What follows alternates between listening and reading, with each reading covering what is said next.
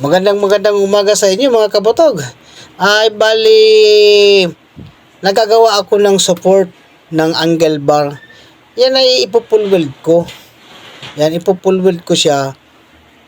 Pero bago ko yan, tinabas ko muna siya. Pagkatabas ko, yung saka ko na pinakita yan, binibidyo ko na.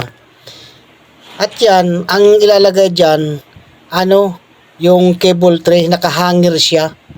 Yan ang ginagawa ko. Tapos kung mapapansin nyo, doon sa may parting kanan ko, doon sa may face mask, may nabuo na ako dyan ng 2 piraso, pangatlo yan.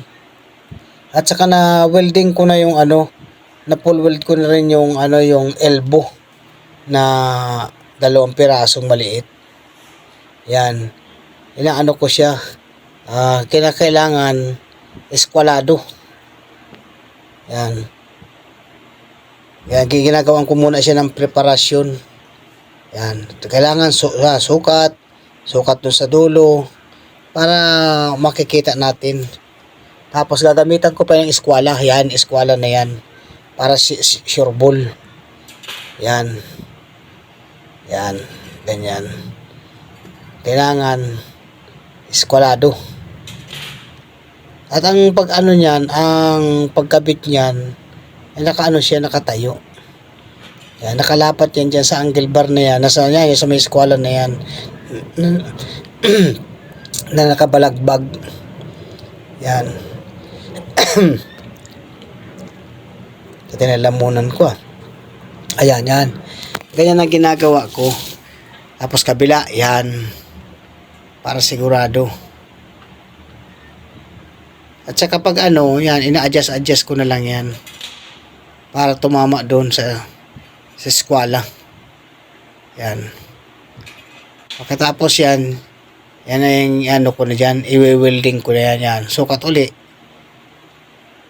Yan. Kasi baka makita ni Foreman na hindi maayos ang pagka-eskwala, ay siyempre, magagalitan tayo dyan. Ayan. Eskwala na, maayos na. Ay pupulweld ko na siya. Ay itatak muna, tak. Para hindi gumalaw. Itatak muna siya. Yan.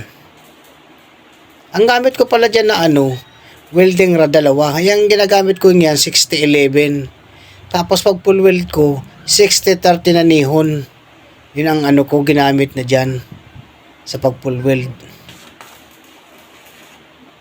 Ayan, itinatak ko lang muna siya para hindi gumalaw. Yan. Tapos sukat uli yan. Sukat uli. Baka gumalaw. Ayan. Kasi minsan, pag wini-welding mo kasi yan, nahihigop siya nung welding. Nahihigop, nagbabago. Kaya kailangan double check lang dyan. Para, para sigurado. O, ayan. Ayan, adjust. Ayan, yung pag ko niya, nag-adjust na ako ng amperahe ng welding machine. Ina-adjustan ko na siya. Binababaan ko na. Yan sa welding rod na 60-11, kinakailangan 180 to 190. Pag sa naman, sa 60-13, ang amperahe yan, ginamit ko, 140 lang. Yan ang ginamit ko dyan, 140 na amperes. O, yan. Kasi hindi parehas ang 60-11 sa sa 13. Ang 60-11 kailangan talaga malakas ang niya, ang amperahe niya para losaw, kapit na kapit, maganda ang pakakaluto. Sa 60-13 naman dapat medyo mababa para hindi ka mabutas o matunawan. Yan. Ayan, diyan na makikita yung pag full weld ko. Yan. Yung full weld ko na siya. Yan. O, di makikita nyo yan. O, yan.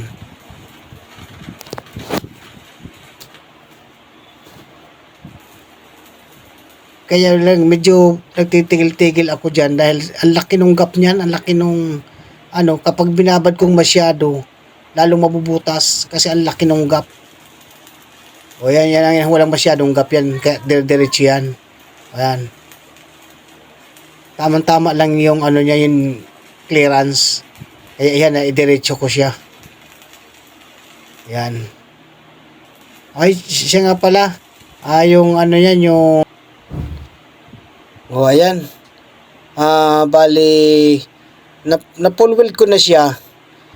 Tapos, yung kabila naman, kasi back to back yan. Yan, back to back siya.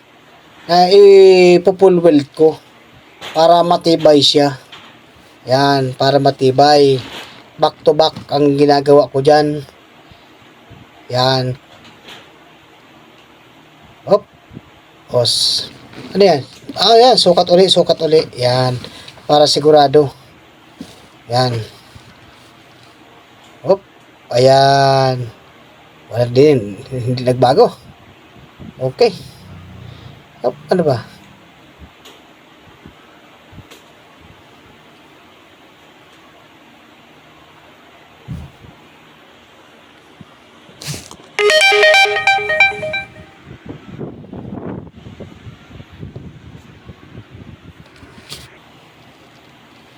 Ayun, ay ano, bali, ay yung amperahe uli, oo. Ayusin ko uli yung ampere, inayos ko uli yung amperahe dyan. Oo. Kasi yung parang 130 yata yun, o 140 dinagdagan ko uli. Yan.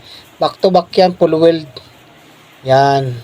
Ang ginamit ko dyan ay 60-13 anihon. O yan.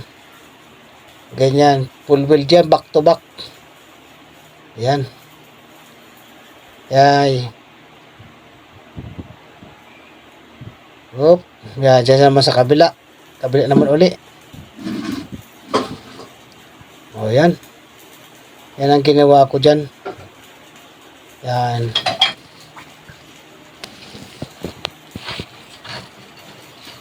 Ang ganda ng ligas ng ano pala niya, no? Oh.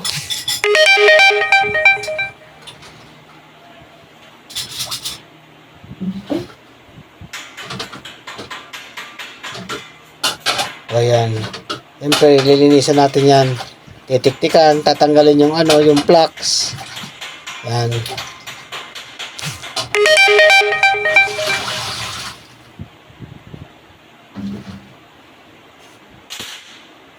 Oh, yan.